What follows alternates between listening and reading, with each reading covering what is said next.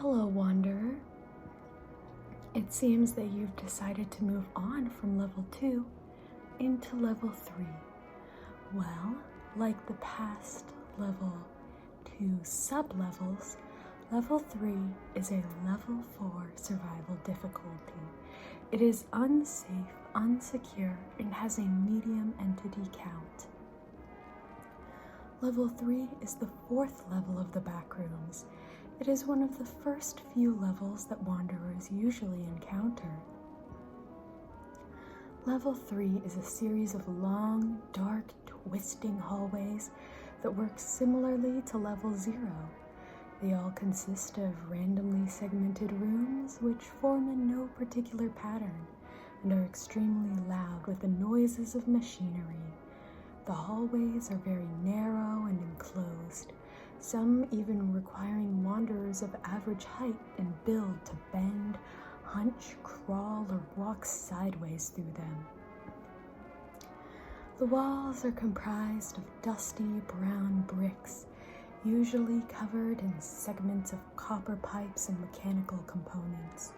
The floors are made of an even dustier gray-tiled floor, whilst the ceiling is made entirely from metal.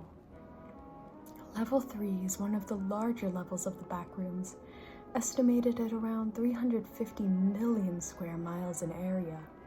This presumed size makes sightings of fellow wanderers scarce when traveling through Level 3. It is recommended that you only enter Level 3 if you are properly prepared to defend yourself from anything lurking in the hallways with you, as it's highly unlikely that any aid will come to you should you need it.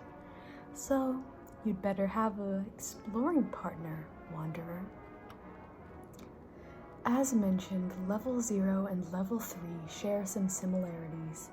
The rooms are of similar size and layout, and the hallways of both are long and winding. However, the levels also contain some striking differences. One such example would pertain to the rooms of Level 3 themselves, which sometimes contain objects inside of them that help differentiate them from other rooms, something which Level 0 lacks. One of the more notable examples of this is a set of rusty prison bars captured in an image by the MEG in the initial exploration of the level in 2012. Further tests have demonstrated that no matter what methods or attempt, bars can never be removed or opened, nor the walls around them. Such obstructions have made it impossible to traverse certain portions of Level 3, so the level cannot be fully mapped at present. MEG field explorers have reported that areas where prison bars are more numerous tend to instill a heightened sense of fear and extreme discomfort in wanderers. Wanderers often claim to feel as if they're being watched, and have even claimed to see strange figures lurking beyond the bars. The MEG has concluded that such phenomena are either the result of hallucinations or merely rumors. Level 3 shares many similarities with Level 2, such as the fact that walls are typically lined with pipes. The pipes are far less abundant than those of Level 2, but can still be found lining the corners of most hallways. The echo of the viscous black sludge that flows through these pipes is one of the main sources of noise within the level. The sludge in question is highly toxic and emits deadly fumes that can cause damage to the body's nervous system if inhaled, as well as second or third degree burns upon contact with the skin. All studies attempting to analyze the chemical composition of the sludge have yielded inconclusive results. This in itself possesses an obstacle to research on the substance's properties and potential functions. Out-of-place electrical rooms can also be found randomly throughout the hallways of Level 3. These electrical rooms can vary greatly in every single aspect, but the majority of them are extremely dark and contain a single generator. Electrical or electronic appliances such as breaker boxes, computers, loose wires, security camera monitors, and fluorescent lights have also been reported. Level 3, while relatively dangerous, is also considered a hotspot for supply bases. This is because Level 3 is rich with resources such as almond water, false outlets, liquid pain, fire salt, royal rations, squirt guns, and bottled lightning. Along with the aforementioned items, other objects not native to the Backrooms can be found throughout the level, such as knives, lighters, bolt cutters, flashlights, and other miscellaneous weapons or supplies. Notably, Level 3 is also the level in which Wi-Fi in the Backrooms is at its strongest, sitting at a consistent 3 or 4 bars instead of fluctuating randomly like in the majority of other levels. The abundant machinery within the level causes temperatures within Level 3 to be uncomfortably warm, but generally bearable, with the average temperature ranging widely from 66 to 73 Fahrenheit. Long-distance travel across Level 3 is made difficult by regions in which the temperature may rise dramatically to becoming entirely inhospitable, the highest temperature ever recorded being 135 Fahrenheit. Reports also exist of regions with damp, thick air, which makes the air in these areas difficult to breathe.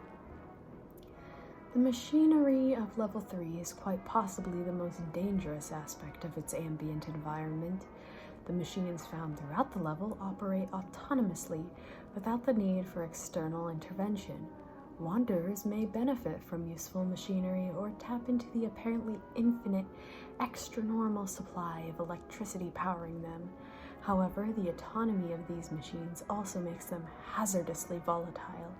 Machines often break down and require regular maintenance, which is dangerous since their power supply cannot be turned off by any means. Furthermore, the machines have been known to spontaneously combust or explode on several occasions, causing grievous injury to wanderers unfortunate enough to be in the vicinity. Despite this, the danger of machinery can easily be avoided if one does not act rashly while traversing the level, and instead scouts out a safe route. Level 3 contains many dangerous entities.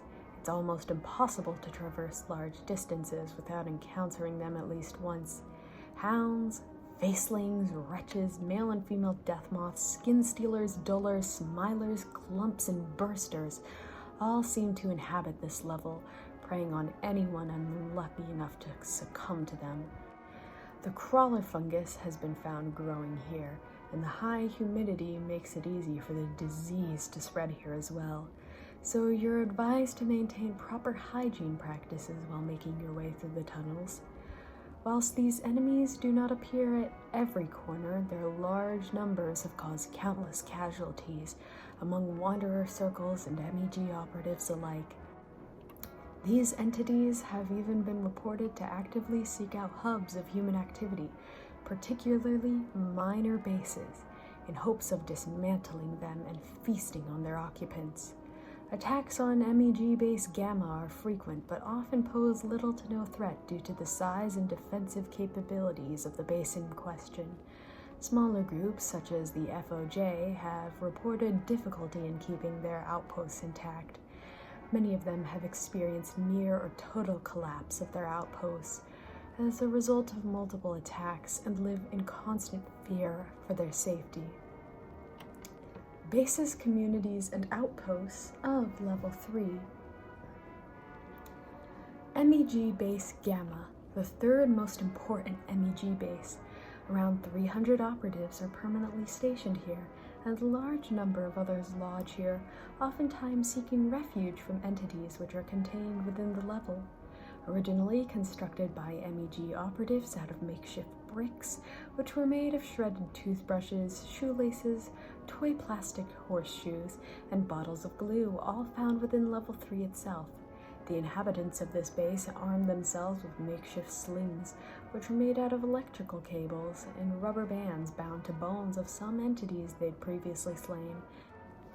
They used capsules of liquid pain as ammunition for these slingshots. They're open to trading, and they're commonly attacked by swarms of entities. They're the most well-powered base in the Backrooms, and they're also targeted by humans for that reason. It's the largest documented base on level 3. Then there's the BNTG storage facility, used as a primary storage facility for the BNTG. A multitude of resources belonging to the BNTG are stored in it, all prepared for trading in other levels. They are open to trading, but their trades have been known to be unreasonably high. There are around 150 permanent members, with the majority of visitors staying in for less than an hour, due to the speed at which the BNTG transfers resources between levels. It's the second largest documented base on level 3. Then there's the Followers of Jerry, Blue Salvation. Only 15 permanent members, and it's set up for the purpose of resource collection. It's very small in size and has come under siege and teetered on the edge of destruction multiple times. They're hostile to those not willing to learn of Jerry, and it's got an unpredictable threat level. Then there's the Masked Maidens with an unknown name. They have an unconfirmed base that's rumored to exist after frequent attacks on base Gamma from the Maidens. If encountered, avoid at all costs. Finally, there's the UEC, Base Skyla. There's an unknown amount of members, and it was likely set up to collect resources. They're not open to trading, and they should not be approached. Entrances and exits. Unlocked doors on level 2 commonly lead to level 3. Elevators on level 4 and 5 can lead back to level 3. Entering bunkers on level 10 can sometimes lead to level 3. Buildings on level 11 that have a similar look to level 3 on the inside can sometimes teleport you to it. Rusty pipes found in level 13 may lead to level 3 should you make contact with them. The metro is also an easy way to access level 3. Exits are elevators on level 3 that can usually lead to level 4 and 5, wooden doors that lead to level 31, and sitting on the front seat of cars that are found in the electrical rooms. They'll cause you to fall unconscious. Upon waking up, you'll be in level 69. How mature, MEG. But anyway, good night, Wanderer. Sleep tight. Don't let the smilers bite. And if you are willing to journey to level 4, then that would probably be your final destination. Good night, Wanderer.